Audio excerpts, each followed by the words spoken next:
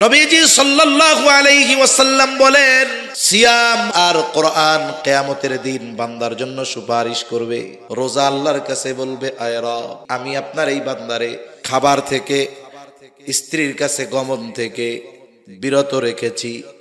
ইন্নী মানাআতুহু আত-তাআমা ওয়াশ-শাহাওয়াতি বিন-নাহার ফাশাফি'নি ফিহি।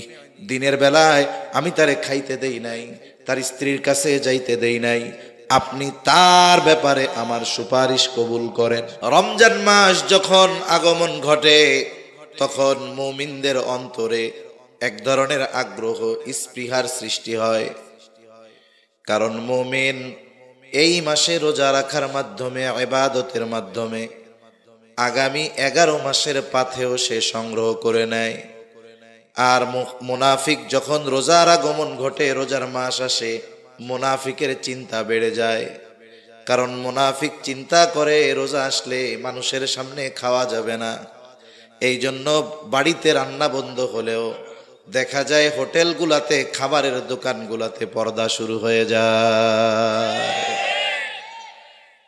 একবারে খাঁটি পর্দা করে ওই সময় দোকানদাররা, পর্দা দিয়া খায়। মানুষ নাইলে দেখে না, সাথে আল্লাহ মনে হয় দেখে না। কি বলেন? আপনি মানুষ দেখে ফেলবে এই লজ্জায় দোকানের আড়ালে গিয়ে খান, আল্লাহর দেখাকে লজ্জা করেন না?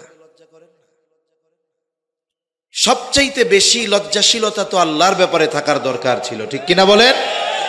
মনে রাখতে হবে, এই সময় যেই দোকানদারেরা একটু বেশি প্রফিট লাভের আশায় দোকানে আপনি খুলে রেখে খাবারের ব্যবস্থা করে দিলেন, হয়তো কিছু ইনকাম হবে কিন্তু লস হবে আখিরাতের জন্য, ঠিক কিনা? এজন্য মুনাফিক যারা, রোজা যারা রাখবে না, এরা এই মাস আসলে এদের চিন্তার আর শেষ থাকে না। মা বোনেরা তো ঘরে রান্না করবে না, আমার মা বোনেরা রোজা রাখার ব্যাপারে অ্যাডভান্স বেশি। এজন্য দেখেন না, অনেক সময় হাদিসে যেই রোজা নাই সেই রোজা কয়টা রাখবে সেটা শোনার জন্য পাঠায় দেয় মসজিদের ইমামের কাছে, যে শবে মেরাজে হুজুর কয়টা রোজা রাখতে হবে, কয় রাকাত নফল পড়তে হবে। অথচ শবে মেরাজের রোজা আছে, এটা কোনো আলেম না জানলেও আমার মা বোনেরা চিন্তা করে এই সময় রোজা আছে। দেখুন, ওই রোজাটাও রাখার ব্যাপারে তারা চিন্তা করে, যদিও রোজা নাই, কিন্তু এরপরে ওনারা যে রোজা রাখার ব্যাপারে আগ্রহী, এটা এর দ্বারা বোঝা যায়, ঠিক কিনা বলেন? এজন্য মা বোন যারা আছেন, শুনতেছেন, আপনারা রোজার মাসে তো রোজা রাখেন, সাথে সাথে প্রতি সপ্তাহে সোম, বৃহস্পতি, প্রতি চন্দ্র মাসের 13, 14, 15 এই তারিখগুলাতে রোজা রাখবেন। এগুলাতে রোজা রাখার ব্যাপারে সুস্পষ্ট হাদিসের মধ্যে আসছে, নবীজি রাখছেন। সাহাবায়ে কেরামকে রোজাগুলো রাখার ব্যাপারে নবীজি উদ্বুদ্ধ করেছেন। তাহলে রমজান মাস, এই মাসে রোজা, এটা ইসলামের অন্যতম একটি ভিত্তি। আমরা হলাম শ্রেষ্ঠ উম্মত। আমরা কি উম্মত বলেন? এই শ্রেষ্ঠ উম্মতের শ্রেষ্ঠত্বের কিছু কারণ আছে। আল্লাহ তাআলা এই উম্মতকে শ্রেষ্ঠ কিছু জিনিস দান করছে যা আর কোন উম্মতকে দান করে নাই।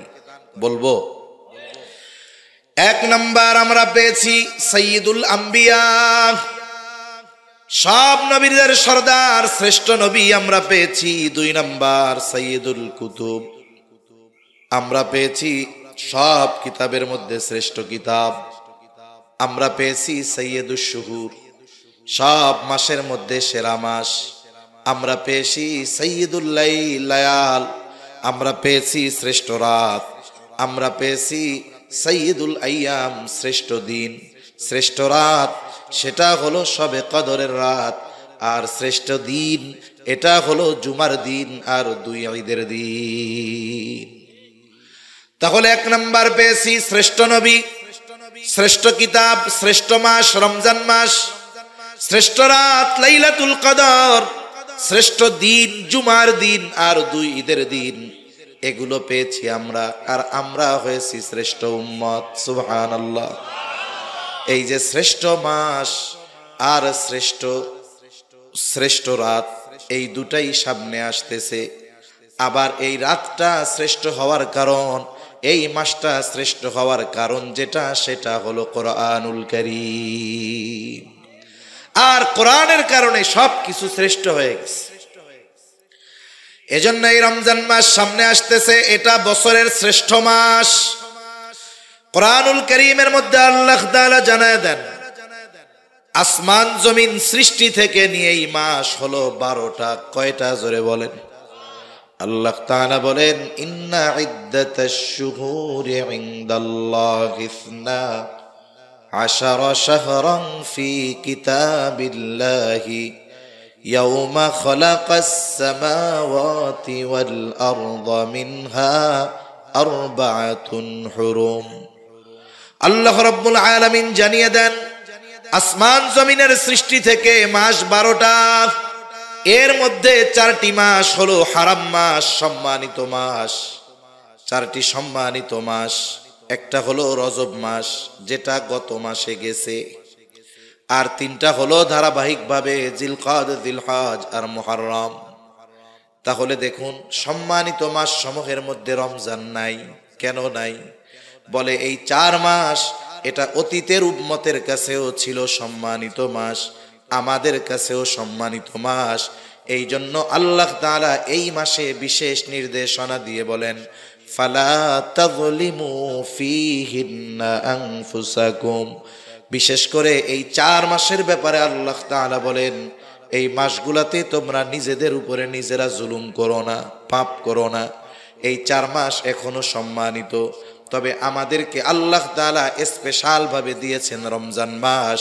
এটা হলো শুধু সম্মানিত মাস এমন নয়, এটা হলো বছরের সর্বশ্রেষ্ঠ মাস।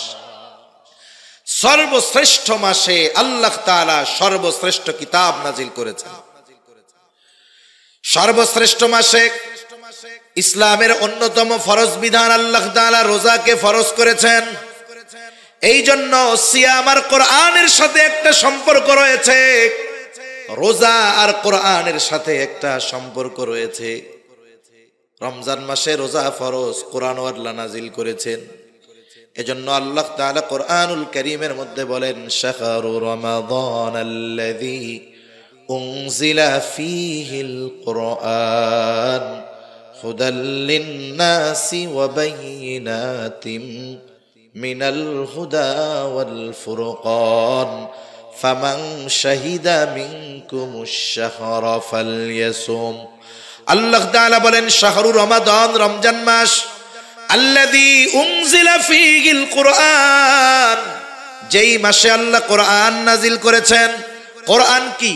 আল্লাহ তাআলা বলেন হুদাল লিন-নাস, এটা হলো গোটা মানব জাতির জন্য হেদায়াত, পথ প্রদর্শক। আমার আগে ভাইজান খুব সুন্দর আলোচনা করছে, কোরআন হলো হাবলুল্লাহ, আল্লাহর রশি। বাস্তবেই হলো কোরআন সুন্নাহ যদি আঁকড়ে ধরা যায়, তাকে ওই রশি জান্নাত পর্যন্ত পৌঁছায় নিবে। ভাইজান আয়াতে বলেছিলেন, ওয়াতাসিমু বিহাবলিল্লাহি জামিআন ওয়া লা তাফাররাকু, যে তোমরা আল্লাহর রুজ্জু, আল্লাহর রশিকে শক্ত করে ধরো। এই পৃথিবীর নবীদের পরে সবচাইতে বড় মুফাসসির আব্দুল্লাহ ইবনে আব্বাস রাদিয়াল্লাহু তাআলা আনহু বলেন, হাবলুল্লাহ, আল্লাহর রশি মানে হলো কোরআন আর সুন্নাহ। আল্লাহর রশি কোরআন সুন্নাহ। কেন? বলে কোরআন সাথে সাথে সুন্নাহ, হাদিস। কেন? বলে হাদিস তো কোরআনেরই ব্যাখ্যা। সুবহানাল্লাহ বলেন। এজন্য এই মাসে আল্লাহ রাব্বুল আলামিন কোরআন নাজিল করেছেন, সাথে সাথে জানায়া দিলেন এটা হুদাল লিন-নাস, গোটা মানব জাতির জন্য হেদায়াত, পথ প্রদর্শক। আবার আল্লাহ তাআলা কোরআনের ব্যাপারে সূরা বাকারার একবারে শুরুতেই বলেন, আলিফ লাম মিম যালিকাল কিতাবু লা রাইবা ফীহি হুদাল লিল মুত্তাকিন। আল্লাহ তাআলা বলেন কোরআন হলো হুদাল লিল মুত্তাকিন। আবার আল্লাহ এই জায়গায় বলতেছেন হুদাল লিন-নাস, হুদাল লিল মুত্তাকিন, মুত্তাকিনদের জন্য হেদায়াত। যারা ঈমান আনে এরাও মুত্তাকি। বলে মুত্তাকির আপার ক্লাসে নয়, একেবারে প্রথম শ্রেণীতে যারা ঈমান আনে এরাও মুত্তাকি বলে অভিহিত করা হয়। কারণ ঈমান আনার কারণে একজন মানুষ অনন্তকাল জাহান্নামের শাস্তি থেকে বেঁচে যায়। এখন এই কোরআন যদি মানে ঈমানদার, তাইলে কি হবে? বলে তার আর শাস্তি হবে না, জাহান্নামে যাওয়া লাগবে না। কোরআন অনুসরণ করলে সে আশা করা যায় বিনা হিসাবে জান্নাতে চলে যাবে। এই জন্য ইমানদার যদি কোরআন অনুযায়ী নিজের জীবন পরিচালিত করে, ইমানদারের ঠিকানা হবে বিনা হিসাবে জান্নাত। ঠিক কিনা বলেন? আবার দেখুন, আল্লাহ যখন বললেন হুদাল লিন্নাস, এটা গোটা মানব জাতির জন্য হেদায়াত। বলে গোটা মানব জাতির মধ্যে ইমানদারও আছে, বেঈমানও আছে না নাই? বেঈমানও আছে। এজন্য কোন বেঈমানও যদি এই কোরআন একটু বুঝে শুনে পড়ে, আশা করা যায় আল্লাহ তাআলা এই কোরআনের মাধ্যমে তাকে সত্য মিথ্যার পার্থক্য করার যোগ্যতা দিবেন। এজন্যই হুদাল লিন্নাস বলার পর আল্লাহ তাআলা বলতেছেন ওয়াবাইয়িনাতিম মিনাল হুদা ওয়াল ফুরকান। মানুষের জন্য কেন হেদায়েত? আরে বলে অমুসলিমের জন্য কোরআন হেদায়েত কেন?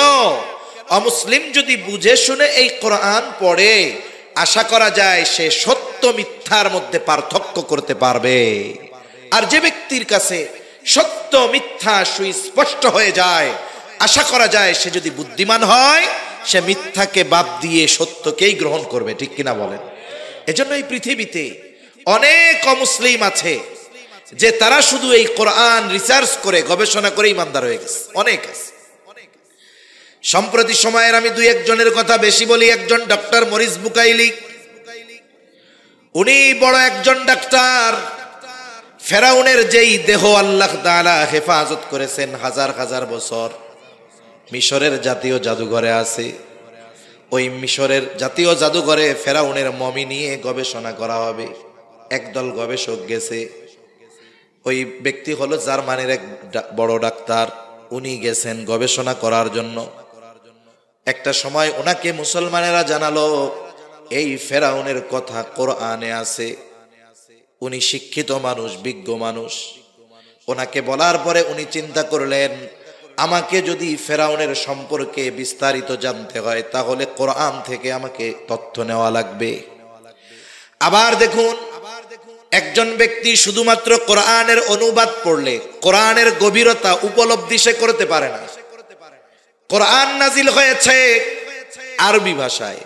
কেউ যদি কোরআনের গভীরে পৌঁছাতে চায়, কোরআনের গভীরে যদি পৌঁছাতে চায়, তাহলে তাকে আরবি ভাষায় দক্ষ হতে হবে।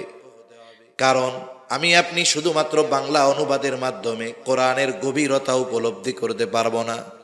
বরং যেই ভাষায় নাজিল হয়েছে ওই ভাষা জ্ঞান যদি আমার আপনার না থাকে, তাহলে কোরআন বাংলা অনুবাদ করা যাবে, অর্থ জানা যাবে, কিন্তু কোরআনের গভীরতায় পৌঁছানো সম্ভব হবে না। এজন্য আমাদের দেশে কিছু ভাই আছে, দেখবেন সূরা ফাতিহা শুদ্ধ করে পড়তে পারে না। মাশাআল্লাহ, উনি বড় শায়েখ। কেমনে হইছে? বলে বাংলা অনুবাদ পড়ে তো উনি রেফারেন্স দেয়, বুখারী শরীফের এত নম্বর হাদিসে আছে, এটাতে আছে। ওনার যদি কওয়া ওই জায়গা থেকে এক লাইন আরবিতে দেখা ক, ও বলবে যে একটু আমার 1 নম্বরের ছুটি দেন, আমি একটু আইতাছি। এটা বইলা ভাগবো আর আইবো না। এখন উনি অনুবাদ পড়তেছেন শুধু, কিন্তু ওই ভাষার গভীরতা উপলব্ধি করার মতো যোগ্যতা ওনার হয় নাই। এজন্য পড়া যায় ই দিয়ে, দেখে দেখে অনুবাদ দেখে দেখে পড়া যায়, কিন্তু এটা বুঝতে হলে, অনুধাবন করতে হলে, হৃদয়ঙ্গম করতে হলে যারা কোরআন হাদিস বুঝে তাদের কাছে যেতে হয়। ঠিক কিনা বলেন? নাইলে তো মনে করেন কত ডাক্তার পাওয়া যায় তো ঘরে ঘরে। 4 বছর এমবিবিএস কোর্স করার দরকার কি? এমবিবিএস কোর্স করবে 4 বছরে, তারে ধরেন 16টা বই পড়াবে। উনি একেবারে বিদেশ থেকে 50টা বই আইনা 4 বছর পড়ার পরে আপনাদের এই বাজারে যদি দোকান দিয়ে বসে যে এমবিবিএস যারা হয় বাংলাদেশে, বেটা ওরা পড়ছে 16টা বই, আমি পড়ছি 20টা বই, আমি ওদের চাইতে বড় ডাক্তার, আপনারা কি তাকে বড় ডাক্তার মানবেন না পিটানি দিবেন? কেন? এই ক্ষেত্রে স্বশিক্ষিত ব্যক্তিকে আপনারা গ্রহণ করেন না, কিন্তু দ্বীনের ক্ষেত্রে কোন ব্যক্তি যদি কোনো মাদ্রাসায় না পড়ে, উলামায়ে কেরামের তত্ত্বাবধানে না থেকে এসে যদি ফতোয়া দেয়, আপনারা সেগুলো মাইনা নেন কেন? এক্ষেত্রে এত সহজ মনে হয় কেন? এজন্য কোরআনুল কারীম বোঝার জন্য, হৃদয়ঙ্গম করার জন্য ওই ভাষায় দক্ষ হতে হয়। তা না হলে ডক্টর মরিস বুকাইলিও বলতো, ঠিক আছে আমার একটা দা নোবেল কোরআন দাও, ইংলিশ ট্রান্সলেশন, ইংরেজি অনুবাদের, আমি ওইটা পড়ে পড়ে বুঝে নেই। উনি অতটুকু বিষয়ের গবেষণা করার জন্য আরবি ভাষা শিখতে চেয়েছেন। সৌদি আম্বাসিরে বলছেন যে আমাকে একজন বিজ্ঞ ব্যক্তি দেন, আমি যার থেকে ভাষাটা শিখতে চাই আগে। এরপরে উনি আরবি ভাষা শিখলেন, কোরআন গবেষণা শুরু করলেন। ওনার উদ্দেশ্য ছিল শুধুমাত্র ফেরাউনের এই বিষয়টা নিয়ে গবেষণা করবেন, কোরআনে কি কি তথ্য আছে। কিন্তু আল্লাহর বান্দা যখন কোরআন পড়া শুরু করেছে, অনুবাদ তো পড়ে না, বলে আরবি ভাষায় দক্ষ হয়েছে। এবার যখন কোরআন পড়ে আস্তে আস্তে তার হৃদয়ের মধ্যে পরিবর্তন আসতে থাকলো। ফেরাউন নিয়ে গবেষণা করতে গিয়ে কোরআন পড়ে আল্লাহর বান্দা ঈমানের মতো দৌলত লাভ করে গেল। কেন? এই কোরআন বুঝতে পেরেছে, পড়েছে, আর সত্য আর মিথ্যা তার কাছে সুস্পষ্ট দিবালোকের ন্যায় হয়ে গেছে। সুবহানাল্লাহ।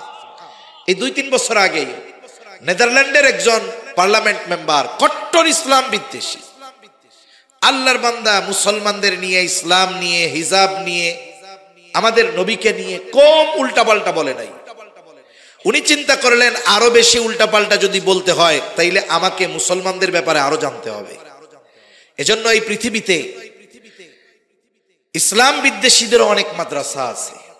অনেক মাদ্রাসায় ইসলাম বিদ্বেষীরা খরচ করে তাদের পড়ায়। কেন পড়ায়? আলেম বানানোর জন্য? না না, ইসলামের গভীর জ্ঞানগুলো জেনে এগুলো মানুষের মধ্যে কেমনে সংশয় সৃষ্টি করা যায়, কোন জায়গা মানুষের সামনে বললে মানুষ ধোঁকায় পড়ে যাবে, এই বিষয়গুলো। কিছু বিষয় আছে হৃদয়ঙ্গম করার ক্ষমতা মানুষের নাই। আমার আগে ভাই বলছে যে কিছু বিষয় আছে, ইসলাম, কোরআন, আল্লাহর সব বিধিনিষেধ যৌক্তিক, কিন্তু সব কিছু বোঝার যোগ্যতা তো আল্লাহ আমাদের দেয় নাই, ঠিক না? আমি বুঝি আর না বুঝি, আমি বুঝি না বিধায় ওটা যে অযৌক্তিক এটা কখনো হতে পারে না। আমরা মানুষ, আমাদের জ্ঞান বড় সীমিত, আমাদের ইলম অনেক কম। এজন্য আমরা না বুঝলেই যে ওইটা ঠিক না, এটা কিন্তু কোনো বিষয় নয়। কেউ যদি ওই বিষয়ের উপরে ইস্তেকামাত থাকে যে আমি না বুঝলেই ওইটা বেঠিক, তাহলে তার দ্বীনের উপরে চলা অনেক কঠিন হয়ে যাবে, ঠিক কিনা বলেন?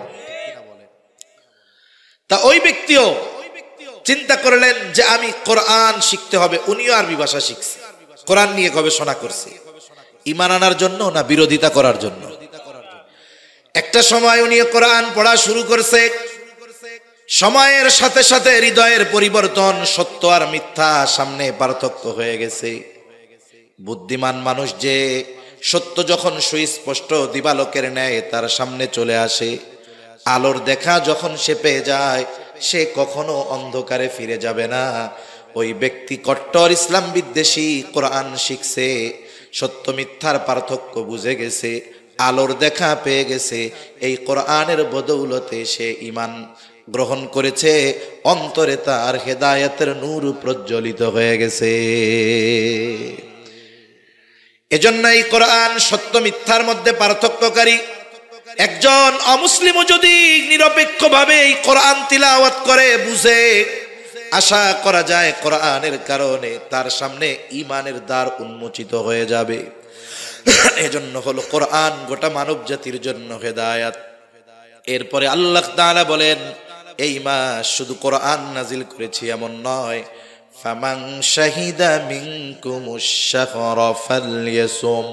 আল্লাহ তাআলা বলেন, এই মাস যে পাবে সে যদি প্রাপ্তবয়স্ক হয়, বালেগ হয়, মুকিম হয়, অক্ষম যদি না হয়, অসুস্থ যদি না হয়, অবশ্যই সে যেন এই মাসে রোজা রাখে। তাহলে রমজান মাস, এই মাসে রোজা ফরজ। কি ফরজ? জোরে বলেন।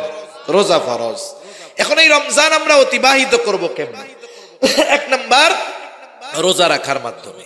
রোজা রাখলে লাভ কি? আমি 2টা কথা বলে শেষ করে দিব, বেশি লম্বা করব না, একেবারে সংক্ষিপ্ত। এক নাম্বার, রোজা রাখতে হবে। কি রাখতে হবে? জোরে বলেন। রোজা রাখতে হবে। এখন যদি কেউ মনে করে যে আমি সকাল সুবহে সাদিক থেকে নিয়ে একেবারে সূর্যাস্ত পর্যন্ত না খেয়ে থাকলাম, আমি বড় রোজাদার, এটা হলেই হবে না। রাসূলুল্লাহ সাল্লাল্লাহু আলাইহি ওয়াসাল্লাম বলেন, কিছু মানুষের রোজা হলো না খেয়ে থাকার নামান্তর। তার মানে সে শুধু না খেয়েই থাকে, কিন্তু অন্যান্য কোনো পরিবর্তন তার মধ্যে পাওয়া যায় না। আগেও গুনাহ করতো, চোখের গুনাহ, জবানের গুনাহ, হাতের গুনাহ, পায়ের গুনাহ, এখনো সব চলে, এখনো গুনাহ সব চলে, গানও চলে, নাটকও চলে, সিনেমাও চলে, শুধু না খাইয়া থাকে। তাহলে তার রোজা এটা হবে 33 পেয়ে পাশ করার মতো, তার মানে শুধুমাত্র ফরজটা আদায় হবে। বলেন তো, কেউ যদি সব সাবজেক্টে 33 পাইয়া পাশ করে, ও কোনো ইউনিভার্সিটিতে ভর্তি পরীক্ষা দিতে পারবে নাকি? ফর্মই তো তুলতে পারবে না। ও যখন দিবে যে আমি 33 পাইয়া পাশ, বলবে তোর ভাগ বেড়া, এটি এই জায়গায় চলে। এজন্য 33 যে পায় সেও পাস, যে 90 পায়, 95 পায়, গোল্ডেন এ প্লাস পায়, সেও পাস। ঠিক কিনা বলেন? যদি দুই বন্ধু একসাথে যায়, যদি জিজ্ঞাসা করে তোমরা কি পরীক্ষার ফলাফল কি, পাস করছি, ওরে জিজ্ঞাসা করে তুমি কি পাইছো, কয় আমি এ প্লাস পাইছি, আমি পাইছি 100-95। আর একজনরে বলবে তুমি তো পাস করছো, তুমি কি পাইছো, বলবে আমি 100-33 পাইছি। ওরে টিটকারি করে বলবে তুমি আর এক কম পাইলা না কেন, এমন পাস করার চাইতে ফেল করা ভালো ছিল। ঠিক কিনা বলেন? আর ওই 33 যে পাইছে, ও মাথা উঁচা করে বলবে না মাথা 33 পাইছি, লজ্জায় বলবে। আর যে 95 পাইছে বুক ফুলায় বলবে 100-95 পাইয়া পাস করছি। তার মানে কি বোঝা গেল? কেউ যদি রোজা রেখে গুনাহ করে, তার রোজাটা কেমন হয়? 33 পেয়ে পাস করার মতো। এজন্য ওই পাস কইরা কোনো চাকরিতেও অ্যাপ্লাই করা যায় না, মানুষের সামনেও একটু হাসি মুখে বলা যায় না যে পাস করছি। তাহলে দেখুন, রোজা রেখে যদি কেউ গুনাহ করে, তার রোজা ওটা শুধু ফরজ আদায় হয়, কিন্তু রোজার প্রতিদান আল্লাহর নবী জানিয়ে দিয়েছেন শত শত, সব প্রতিদান থেকে সে বঞ্চিত হয়। এজন্য আমাদের রোজা হতে হবে গুনাহ মুক্ত রোজা। রোজা রেখে জবানের গুনাহ, হাতের গুনাহ, চোখের গুনাহ, পায়ের গুনাহ, সব ধরনের গুনাহ থেকে বাঁচতে হবে। কারণ ইনশাআল্লাহ একবারে সব ধরনের গুনাহ থেকে যদি বাঁচা যায়, বলে ওই রোজা কেমন রোজা হবে? বলে ওই রোজার প্রতিদান স্বয়ং যিনি হয়ে যাবেন তিনি কে? রাসূলুল্লাহ সাল্লাল্লাহু আলাইহি ওয়াসাল্লাম বলেন, আল্লাহ তাআলা বলেন, কুল্লু আমাল ইবনে আদম লাহু ইল্লা সিয়াম, বনি আদমের প্রত্যেকটি আমল তার জন্য, রোজা ব্যতীত। কেন? as-sawmu li wa ana ajzi bihi। নবীজি বলেন, আল্লাহ তাআলা বলেছেন রোজা বান্দা আমার জন্য রাখে, আর এই রোজার প্রতিদান স্বয়ং আমি আল্লাহ নিজে দিব। রোজার প্রতিদান আল্লাহ তাআলা দিবে। রোজাদার আল্লাহ তাআলার কাছে কত প্রিয়, কত ভালোবাসার। রোজাদারকে আল্লাহ তাআলা কত ভালোবাসে। নবীজি সাল্লাল্লাহু আলাইহি ওয়াসাল্লাম জানিয়ে দেন, লাখুলুফু ফামিস সাইমি আতয়াবু ইনদাল্লাহি তাআলা মির রিহিল মিস্ক। রোজাদার রোজা রাখার কারণে তার গালের মধ্যে যে গন্ধ হয়, স্বাভাবিকভাবে একটা ঘর, ওই ঘরে যদি মানুষ বসবাস না করে, আপনি যতই পরিষ্কার পরিচ্ছন্ন করে রেখে যান না কেন, ঘরটা যদি 2-4-10 দিন বন্ধ থাকে, এরপরে যদি মানুষজন ঢুকে, ওই ঘরের মধ্যে একটা গন্ধ পাওয়া যায় কি যায় না? ঘরটা পরিষ্কার, কিন্তু মানুষ না থাকার কারণে স্বাভাবিক একটা গন্ধ হয়, আলো বাতাস না যাওয়ার কারণে। অনুরূপভাবে দীর্ঘক্ষণ যখন আমরা পানাহার থেকে বিরত থাকি, খাবার থেকে বিরত থাকি, পাকস্থলী খালি হয়ে যায়, শুকনা হয়ে যায়, বলে ওই পাকস্থলী থেকে একটা গন্ধ মানুষের মুখ দিয়ে আসে। আল্লাহর নবী বলেন, এই যে মুখের গন্ধ রোজাদারের, এটা আল্লাহ তাআলার নিকটে মেশক আম্বরের চাইতেও বেশি প্রিয়। এখন যদি ওই রোজা রাইখা কেউ গীবত করে, অপরের দোষ চর্চা করে, গীবত করা মানে কি? মৃত ভাইয়ের গোশত খাওয়ার মতো। একজনের দোষ তার অনুপস্থিতিতে শুধুমাত্র মজা নেওয়ার জন্য আলোচনা করা, এটা গীবত। আর রোজার মাসে এই কাজটা অনেক মানুষ করে, কাজ নাই, কি করবে? আমার মা বোনরা অনেক সময় করে ফেলে, রান্না বান্না নাই, এইবার 3 চাচি এক জায়গায় হইয়া ধুমসে কোরআন শরীফ তিলাওয়াত বাদ দিয়া গীবত তিলাওয়াত শুরু করে দেয়। আছে না নাই কোন? অথচ গীবত কত জঘন্য এক পাপ। আল্লাহ তাআলা বলেন, ওয়ালা ইয়াগতাব বা'দুকুম বা'দা আইয়ুহিব্বু আহাদুকুম আন ইয়াকুলা লাহমা আখিহি মাইতান ফাকারিহতুমুহ। আল্লাহ তাআলা বলেন, তোমরা পরস্পরের গীবত করো না। তোমরা কি তোমাদের মৃত ভাইয়ের গোশত খাওয়াকে পছন্দ করো? না না। ফাকারিহতুমু, তোমরা এটাকে অপছন্দ করো, অথচ গীবত করার মাধ্যমে কেমন যেন মৃত ভাইয়ের গোশত খাওয়া হয়। ওই মুখ দিয়া যেই গন্ধ বের হবে ওটা তো মৃত ভাইয়ের গোশত খাওয়ার পচা গন্ধ, ওটা আল্লাহর কাছে প্রিয় হবে না। এজন্য রোজা শুধু না খেয়ে থাকলে হবে না, জবানের রোজা আছে, হাতের রোজা আছে, পায়ের রোজা আছে, চোখের রোজা আছে, কলবেরও রোজা আছে না নাই? এজন্য আল্লাহর নবী জানায় দেন, রোজাদারের এই মুখের দুর্গন্ধ আল্লাহ তাআলার কাছে অনেক প্রিয়। এখন যদি গুনাহ করা হয় তাহলে ওই গন্ধটা তো আল্লাহর কাছে আর প্রিয় হবে না। রাসূলুল্লাহ সাল্লাল্লাহু আলাইহি ওয়াসাল্লাম আরো জানায় দেন, রোজাদার গ্রীষ্মকালে আল্লাহর জন্য রোজা রাখে, এই যে তৃষ্ণায় কষ্ট করে, যারা আল্লাহর জন্য তৃষ্ণার্ত থাকে মানে রোজা রাখে, এত কষ্ট এরপরেও পানি পান করে না, রোজা ভাঙে না, মানুষজন দেখবে না, এরপরেও গোপন এসে তার রোজা ভাঙে না। দেখুন একজন বেনামাজি সেও যদি রোজা রাখে ওটাও আল্লাহর জন্যই রাখে। এই যে রোজা রাখে, নামাজ না পড়লেও লুকায়া লুকায়া খিদা লাগলে কিছু কিন্তু খায় না। কার ভয়? নবীজি সাল্লাল্লাহু আলাইহি ওয়াসাল্লাম বলেন, এই রোজাটা যদি গুনাহমুক্ত হয়ে যায় তাহলে ওই যে তৃষ্ণায় কষ্ট করেছে দুনিয়ায় আল্লাহর জন্য, কিয়ামতের দিন ওই কঠিন মুসিবতের সময় যখন সূর্যটা একেবারে কাছে, জমিনটা তামার মতো হয়ে যাবে, মানুষেরা ঘামে হাবুডুবু খেতে থাকবে, তৃষ্ণায় বুকের ছাতি ফেটে যাওয়ার উপক্রম হবে, ওই কঠিন তৃষ্ণার দিনে দুনিয়ায় যারা আল্লাহর জন্য তৃষ্ণার্ত থেকেছে তাদের পানি পান করাবে কে?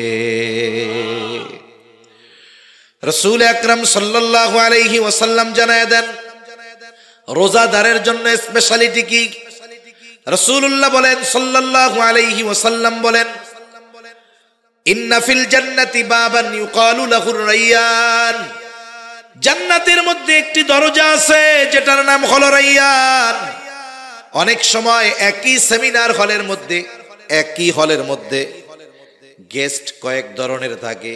একটা থাকে জেনারেল গেস্ট, তাদের জন্য গেট আলাদা, আর একটা থাকে ভিআইপি গেস্ট, তাদের জন্য গেট আলাদা, আর একটা থাকে ভিভিআইপি গেস্ট, তার জন্য গেটও আলাদা, তার জন্য বসার জায়গা আলাদা, তার জন্য লাল গালিচা বিছায়া দেওয়া থাকে।